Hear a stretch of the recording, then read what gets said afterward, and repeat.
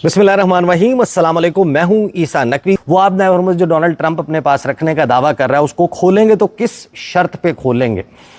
उसमें सैयद अब्बास इराक़ची कहते हैं कि ईरान पोजीशन इज क्लियर, कि ईरान की पोजीशन बिल्कुल वाज़े है। The straight of Hormuz will remain closed until the US ends the war and blockade, unfreezes Iran's assets and agrees to a region-wide ceasefire covering Lebanon and Gaza।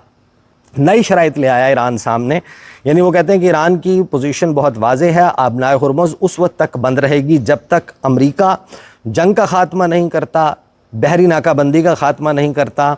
Iran के मुंजमद असासों को unfreeze नहीं करता, reason wide पूरे ख़ित्ते में seize fire नहीं करता जिसमें लबनान और गज़ा शामिल हैं। No reopening until these conditions are met, कि उस वक्त तक आबनाए हुर्मुज़ नहीं खुलेगी जब तक हमारी ये शराइत तस्लीम नहीं की जाती। अब ईरान का कॉन्फिडेंस आखिर है तो किस वजह से है कि साथ ही एक इंटरव्यू जो है वो दिया जाता है जो ईरान का नया फ़ौजी डॉक्ट्रिन है उसके हवाले से। पहले तो ये ज़रा इंटरव्यू का अहवाल सुन लें। इंटरव्यू जो है वो देते हैं ईरानी पासदारान इनकलाब के जो सीनियर मशीर हैं, ब्रिगेडियर जनरल रज़ा नकदी। वो इंटरव्यू देते हैं और वो ये कहते हैं कि हमारा अब एक नया फ़ौजी डॉक्ट्रिन आ चुका है जिसमें ईरानी पासदारान इनकलाब को दुश्मन की सरजमीन पर हमलों की सलाहियत हासिल करने का हुक्म दे दिया गया। यानी पहले हम अपने दिफा की और कुछ अहम मखसूस टारगेट्स को निशाना बनाने की जो है वो सलाहियत मेंटेन कर रहे थे, इसराइल को या अमरीकी फ़ौजी अड्डों को या उनके जो एसेट्स हैं इस रीजन में उनको निशाना बनाने की सलाहियत हासिल कर रहे थे। अब हम जिस को अपना दुश्मन तस्वुर करते हैं, खा वो अमेरिका हो, खा वो इसराइल हो या कोई और मुल्क हो, उसकी सरजमीन को निशाना बनाने की सलाहियत हासिल करने का पासदारान इनकलाब को हुक्म दे दिया गया है। और इसके हवाले से उन्होंने लंबी चौड़ी तफसीलात रखने के साथ साथ अमेरिका का मजाक भी उड़ाया। उन्होंने कहा कि अमेरिका वो मुल्क है जिसका बजट हमारे बजट से 100 गुना ज़्यादा है और उसके बावजूद जो दुश्मन के तमाम 14 मकासद जो हैं, 14 ऑब्जेक्टिव्स लेकर अमेरिका इस जंग में उतरा था और वो 14 के 14 जो हैं वो नाकाम हो गए हैं। साथ ही उन्होंने एक और बयान दिया कि जो अमेरिका की जानिब से जोहरी हथियार इस्तेमाल करने की कोशिश की जो धमकी है उस पर ईरान ने सख्त रद्द अमल देने का जो है वो ऐलान किया है। और ये नकदी साहब जो हैं वो ये कहते हैं कि फिर ये नहीं होगा कि हम हमला करेंगे, इस खित्ते में मौजूद हर अमरीकी फ़ौजी अड्डे के ऊपर अब हम कब्ज़ा कर लेंगे। अब ये ज़ाहिर है कि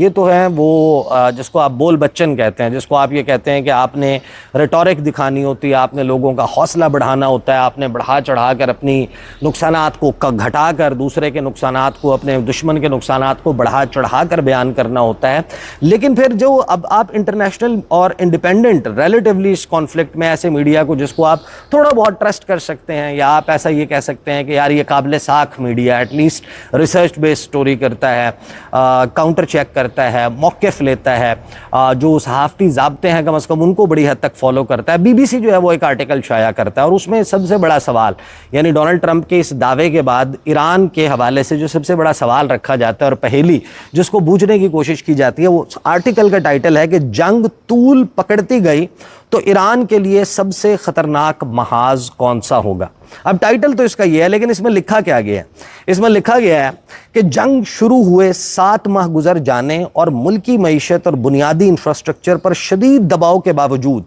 ऐसा लगता है कि ईरान की क़यादत अब भी इस तनाज़े को जल्द ख़त्म करने के लिए बेताब नहीं है। यानी ईरान को, वो ईरान जो डोनाल्ड ट्रंप के मुताबिक बिल्कुल ख़त्म हो चुका है, डेसिमेटेड, ख़त्म हो चुका है जिस ईरान का,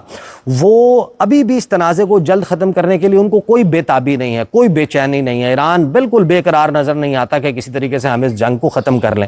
एक ऐसा मुल्क जो अगर इतना तबाह बर्बाद हो चुका है तो उसको तो जल्दी होनी चाहिए कि हम फौरी तौर पर इस जंग को ख़त्म करें, निकलें, अपने नुकसान से बचें और जैसी कैसी डील हमें मिलती है बस हमारी बका हो, हम इक़्तिदार में रहें और हमें जो है वो एक डील मिल जाए। तो BBC लिखता है कि तेहरान मुमकिन तौर पर यह दिखाना चाहता है कि जंग की रफ्तार और समत का तयन सिर्फ अमेरिका नहीं कर सकता, कि अमेरिका डिसाइड करेगा कि जंग किस स्पीड से चलेगी, कितनी देर तक चलेगी, किस तरीके से शेप अप होगी, कहाँ तक इसका दायरा महदूद रहेगा, कहाँ से ये एक्सीड कर जाएगा। یہ ایران نے ثابت کرنے کے لیے کہ ہم بھی یہ اختیار رکھتے ہیں کہ ہم بتائیں گے کہ جنگ کو کس ہماری شرائط کے اوپر لڑنا ہے اور کس طریقے سے لڑنا ہے. تو بی بی سی لکھتا ہے کہ تہران یہ دکھانا چاہتا ہے کہ جنگ کی رفتار اور سمت کا تعین صرف امریکہ نہیں کر سکتا، اس کے ساتھ ہی وہ شاید امریکہ کے فوجی، معاشی اور سیاسی اخراجات میں مزید اضافہ کرنا چاہتا ہے تاکہ واشنگٹن اس کے بعض مطالبات کو تسلیم کرنے کے لیے آمادہ ہو جائے.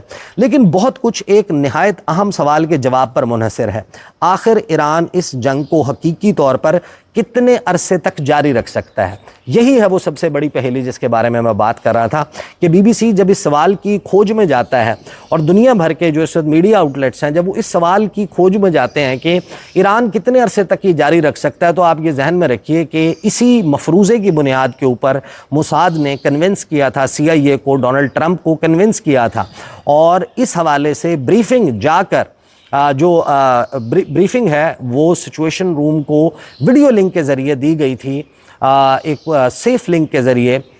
بنجمن نیتن یاہو کی طرف سے. اور اب اس کی تفصیلات سامنے آ چکی ہیں کہ بنجمن نیتن یاہو نے، موساد نے اپنی انٹیلیجنس شیئرنگ کی تھی اور یہ بتایا تھا کہ اس طریقے سے ایران تباہ ہوگا، اتنے گھنٹے میں یہ ہو جائے گا، قیادت کے مارے جانے کے اتنے منٹ کے بعد یہ ڈیولپمنٹ ہوگی، ایران ایسے گر جائے گا، ایسے تباہ ہو جائے گا، اینٹی ریولوشن برپا ہو جائے گا، لوگ باہر نکل آئیں گے، اختیارات اپنے ہاتھ میں لے لیں گے، ہم اپنی مرضی کی حکومت انسٹال کر دیں گے، ٹائم از رائپ، رجیم جو ہے وہ اس کو تباہ کرنا، گرانا، چینج کرنا بالکل ہمارے لیے مشکل نہیں ہوگا. اور انہی مفروضوں نے پھنسوا دیا امریکہ کو اور ڈونلڈ ٹرمپ کو. بی بی سی لکھتا ہے آگے کہ ایران کے پاس تنازع کو طول دینے کی کتنی صلاحیت ہے. اس پر وہ لکھتے ہیں کہ ایران کی دفاعی صنعت اور میزائلوں کی تنصیبات کے بعض حصوں کو نشانہ بنایا جا چکا ہے، تاہم نقصان کی حقیقی نوعیت اور حجم کے بارے میں کوئی آزاد اور قابل اعتماد اعداد و شمار دستیاب نہیں ہے. ایسی پہیلی ہے کہ کچھ تباہ ہو گیا ہے، اب کچھ کسی چیز کا جب تک آپ کو یہ پتہ نہیں ہے کہ میرے پاس 100 روپے ہیں اور میں نے، آپ کہتے ہیں کہ کچھ اپنے پاس موجود پیسوں میں سے کچھ پیسے خرچ کر چکا ہے عیسیٰ نقوی، تو اگر آپ کو یہی نہیں پتا کہ میرے پاس 100 روپے ہیں اور یہی نہیں پتا کہ میں نے خرچ کتنا کیا ہے، تو آپ کو کیسے پتا چلے گا کہ میرے پاس اب کتنے پیسے واپس بچے ہیں، باقی کتنے پیسے بچے ہیں؟ تو سارے کے سارے اندازے اور مفروضے اسی طریقے کے چل رہے ہیں ایران کے حوالے سے. بڑا ہی حیران کن ہے کہ آج کے زمانے میں اور اتنی مائکروسکوپک ایران کے اوپر انٹیلیجنس رکھنے کے باوجود دنیا بھر کے ادارے ایک فیئر اور زبردست ایک کلوز ٹو ریالٹی اسیسمنٹ دینے میں ناکام ہے. آگے یہ کہتے ہیں کہ چیٹم ہاؤس کے تازہ ترین جائزے کے مطابق ایران کے موجودہ میزائل ذخائر کے بارے میں کوئی قابل اعتماد تخمینہ موجود نہیں ہے. وقت گزرنے کے ساتھ ایران کی جانب سے بیلسٹک میزائلوں کے بڑے حملوں کی شدت اور حجم میں کمی دیکھی گئی ہے، تاہم جنگ جاری رکھنے کی صلاحیت کا اندازہ صرف میزائلوں کی تعداد سے نہیں لگایا جا سکتا. ڈرونز اور کروز میزائل نسبتاً آسانی اور کم وقت میں تیار کیے جا سکتے ہیں، جبکہ اب تک مارے جانے والے متعدد فوجی کمانڈرز کی جگہ نئے افراد تعینات کر دیے گئے ہیں. اس کے علاوہ ایران کا فوجی کمانڈ اور کنٹرول کا انفراسٹرکچر بھی مجموعی طور پر برقرار دکھائی دیتا ہے.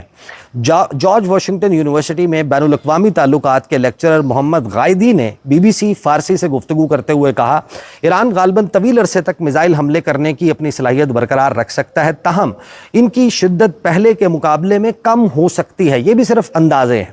اس کے باوجود وہ آبنائے ہرمز میں خلل ڈالنے کی صلاحیت رکھتا ہے.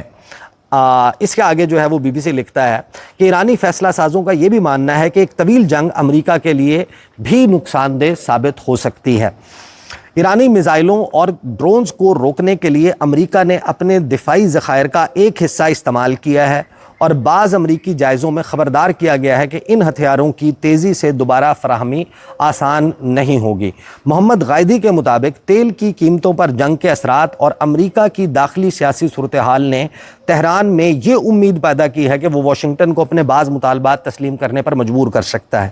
امریکی داخلی سیاست کے تناظر میں صدر ڈونلڈ ٹرمپ کو اب بھی ریپبلکن ووٹروں کی نسبتاً مضبوط حمایت حاصل ہے، تاہم مختلف جائزوں اور عوامی سرویز سے یہ بھی ظاہر ہوتا ہے کہ بہت سے امریکی شہری اس تنازع سے ناخوش ہیں اور انہیں یہ تشویش لاحق ہے کہ ٹرمپ اب تک اپنے جنگی اہداف حاصل کرنے میں کامیاب نہیں ہو سکے ہیں۔ اگر تہران کا یہ اندازہ درست ہے تو اس کا مقصد صرف امریکہ کو فوجی میدان میں شکست دینا نہیں ہے، اس کے برعکس ایک طویل اور زیادہ مہنگی جنگ خود امریکہ پر دباؤ ڈالنے کا ایک ذریعہ بن سکتی ہے۔ فی الحال ایسا کوئی واضح اشارہ نہیں ملتا کہ صرف فوجی صلاحیتوں میں کمی یا عسکری پیچیدگیاں ہی ایران کو جنگ روکنے پر مجبور کر دیں گی۔ پھر آگے بی بی سی نے لکھا کہ ایران کی معیشت کب تک دباؤ برداشت کر سکتی ہے، یہ بھی ایک معمہ ہے۔ اس کے اوپر بھی، اس پہیلی کے اوپر بھی انہوں نے غور و خوض کرنے کی کوشش کی اور اس کا بھی ڈیفینیٹ آنسر موجود نہیں ہے۔